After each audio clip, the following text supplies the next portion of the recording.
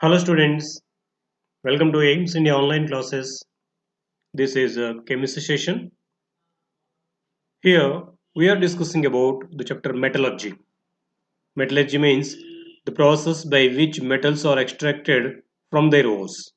This metallurgical process includes different kinds of techniques used there. So we have discussed about this all. In this session, we are going to go through one practice sheet related to the chapter, that is practice sheet 2, which includes different kinds of questions like multi correct answered, matrix matching, statement type, analytical approach, and so on. Okay, let us start the practice sheet. First, let us go through the multi correct answer type questions. See the first among those: which of the following metals show high reactivity? So all the metals are categorized into three types: highly reactive metals, moderate reactive metals, and the least reactive metals.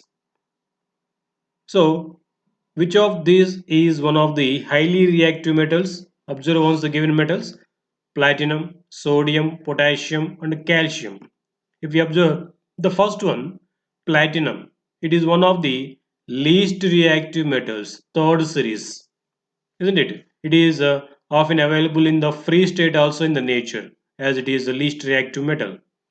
Except this, if you observe the remaining three metals, sodium, potassium, and calcium, these three are highly reactive metals. They never found in the nature in the free form because of their high reactivity. They are always available in the combined state in the nature. Okay. Next, which of the following are the methods of dressing a ore? What is meant by dressing of ore? It is one of the steps in the extraction of metal from its ore. There are majorly three steps. First one is a concentration or dressing of the ore.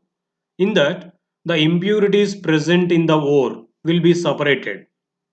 So that procedure is called dressing. In this dressing process, different techniques or separation techniques are used for separation of impurities present in the ore. They are like hand picking, washing, froth flotation. These all will come under dressing procedures or separation techniques used in the dressing of ore. But electrolysis is one of the technique used for extraction of metal from its ore. Generally, highly reactive metals from their compounds are extracted by the process called electrolysis. So it is extraction process, not dressing process. Okay, these three are correct answers. Okay, next one. Corrosion of metals can be prevented by. So generally, when metals are kept outside in the open for a few days, slowly they react with atmospheric oxygen in the presence of moisture, and they form rust. Generally, if you take iron article, if an iron article or tool, if it is kept outside and left for a few days, it slowly reacts with atmospheric oxygen in the presence of moisture and forms iron oxide. That iron oxide formed we are calling as rust, and that procedure is corrosion, isn't it? So to avoid this corrosion, the metal should be kept out without contact with the air and moisture. For that, generally different techniques can be used for controlling this corrosion. One of them is painting and coating that article, metallic object, with a low reactive metal. By these two methods, corrosion of metals can be prevented. Oiling or greasing also can be used often. And alloying. These all methods are used generally for controlling this corrosion of metals. Okay, next one. Now let us go through the matrix matching type questions here. See, two columns are given. In the column 1, certain names of ores are given and their chemical formulae are given in the column 2. Try to match this. See here, galena. Galena is lead sulfide. It is ore of lead, isn't it? Next one, rock salt. We know rock salt is a ore of sodium, which is mostly available from the seawater. So rock salt is a common name of sodium chloride. Next one, cinnabar. Cinnabar is a ore of mercury. It is chemical formula is HGS. It is chemically known as mercury sulfide. HGS is the chemical formula of cinnabar. Okay. Next one, limestone. Limestone is a ore of calcium. Its chemical formula is CaCO3. It is chemically called calcium carbonate. It is ore of calcium, limestone. Okay. Observe once again the matching. Galena, lead sulfide. Rock salt, sodium chloride. Cinnabar, mercury sulfide. And limestone is a calcium carbonate. Okay. Next, one more match let us here. In the column 1 here, certain property is given and its definition is given in the column 2. Observe once these different properties of metals. Ductility. Ductility is the property of metals by which they can be drawn into thin wires. The property of metals by which they can be drawn into wires is called ductile property or ductility. It is here. Okay. Next one. Malleability. Malleability is also one of the properties of metals by which they can be beaten into thin sheets. Where it is here, isn't it? Malleability is a property of metals by which these can be beaten into thin sheets. Next, sonority. Sonority means the property of metals by which they can make resonating sound when they hit with an object, producing sound. The property is called sonority. Okay. Next, tensile strength. What does it mean by tensile strength? It is the property of metals by which they can withstand the longitudinal pull. This property is called tensile strength. So this is the matching. Observe once. Ductility means drawing into wires. Malleability, beating into thin sheets. Sonority means producing sound. And tensile strength means bearing longitudinal pull, withstanding the longitudinal pull. Okay. Now let us go through the statement type questions. See the first among those. Statement 1. Metals are sonorous. Is it true? Yes, metals are sonorous. They produce resonating sound when they hit with an object. Next statement. Metals are generally brittle in the solid state.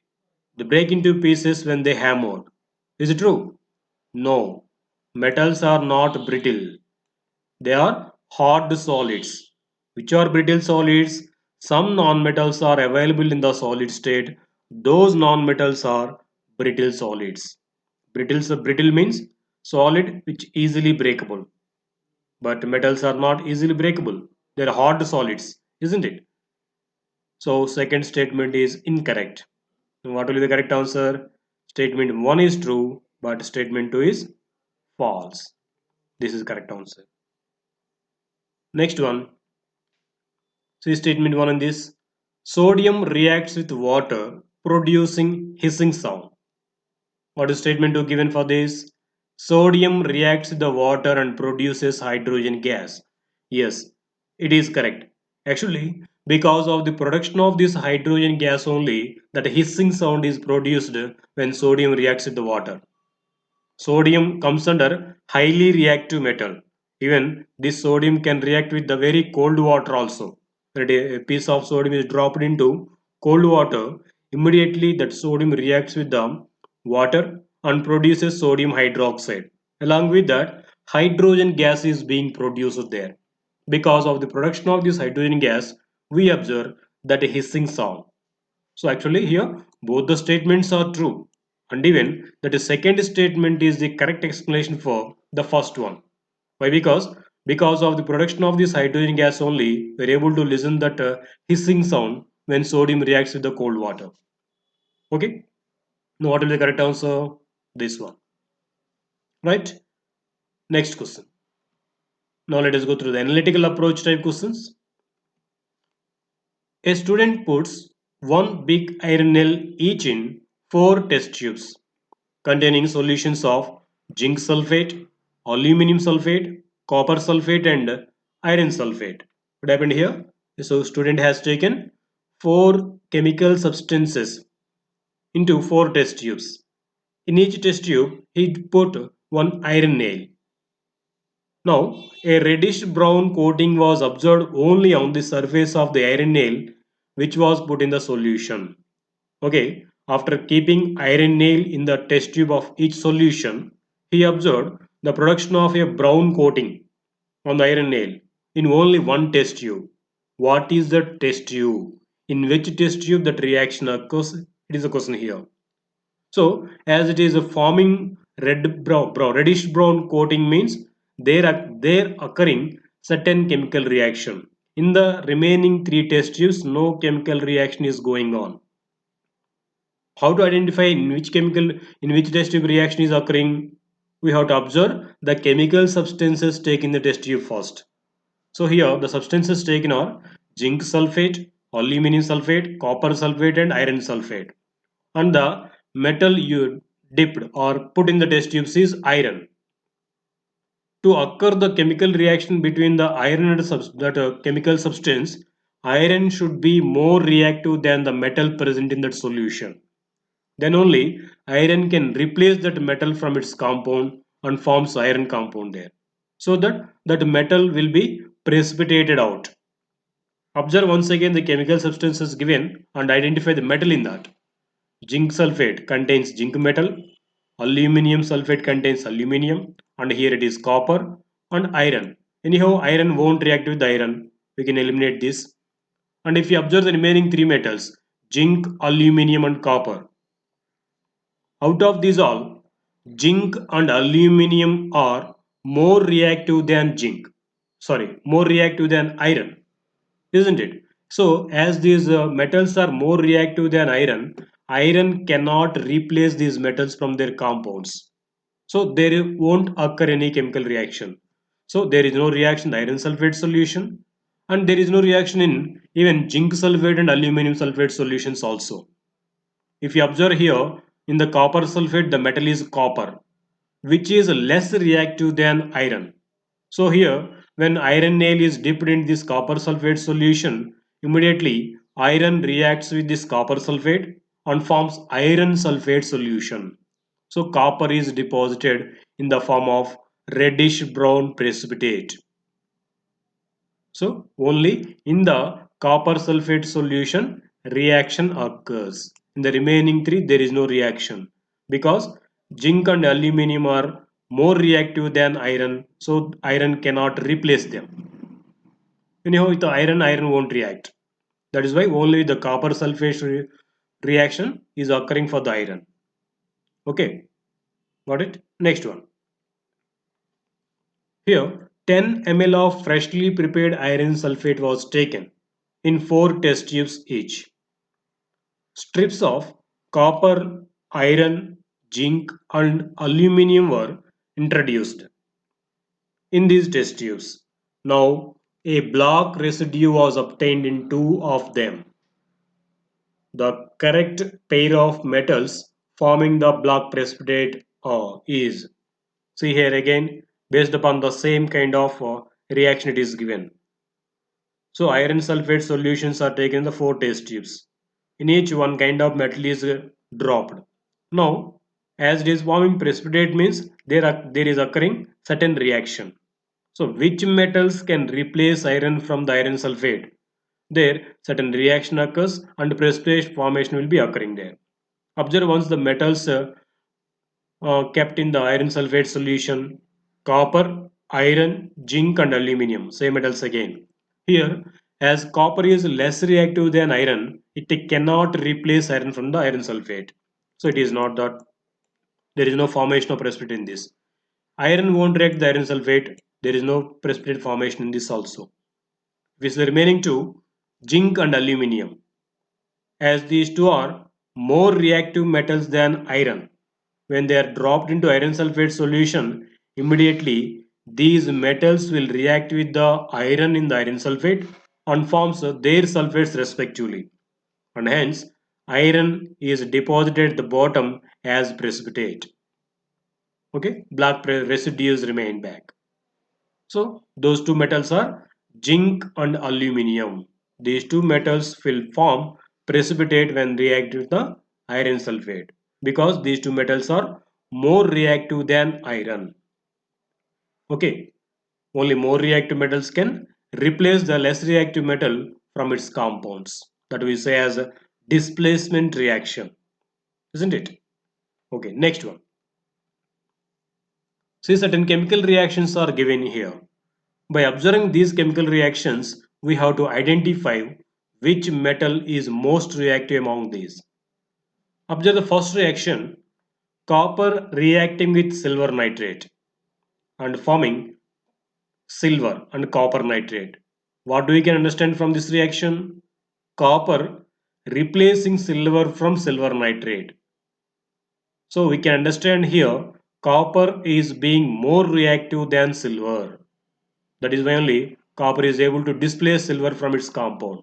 So we can write here copper is more reactive than silver. Silver is less reactive than copper, you can write. Isn't it? If you observe the next reaction, lead reacting with copper nitrate forming lead nitrate and copper. What happens here? Lead replacing copper from its compound. What do we can say from this? Lead is more reactive than copper. That's why it is able to replace copper from its compound. Isn't it?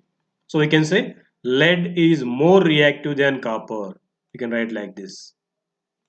And what is the last reaction given? See, zinc reacting with lead nitrate, forming lead, zinc nitrate and lead. What do we can say from this reaction? Zinc replacing lead from its compound. So we can say zinc is more reactive than lead. Okay. So hence the most reactive metal among these four is zinc. Isn't it? Zinc is the correct answer. Next, which of the following oxides is amphoteric in nature? What does it mean by amphoteric? Generally, metal oxides are basic in nature, but there are certain metal oxides like zinc oxide and aluminum oxide which can exhibit both metallic as well as both acidic as well as basic properties based upon the type of reaction occurring. Such kind of metal oxides which can exhibit both acidic and basic properties are called amphoteric oxides. Example for these amphoteric oxides are aluminum oxide, zinc oxide, etc. So here one of those two is given, aluminum oxide. It is the metal oxide which can exhibit both acidic and basic properties. So it is called amphoteric oxide. So based upon the other chemical substance combining with this, it can change its property. If aluminum oxide reacts with a more reactive base, this will behave as an acid. When this aluminum oxide reacts with a strong acid, this will react as a base in that reaction. That's why this kind of oxides are called amphoteric oxides. Okay, next one.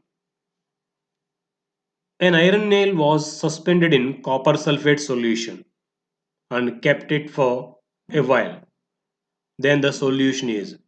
What happens then if copper sulfate solution is reacting with iron? We know iron is being more reactive than copper when iron is dipped in copper sulfate solution. It reacts with that and it replaces copper from its compound and forms finally iron sulfate. Actually, the color of copper sulfate is blue.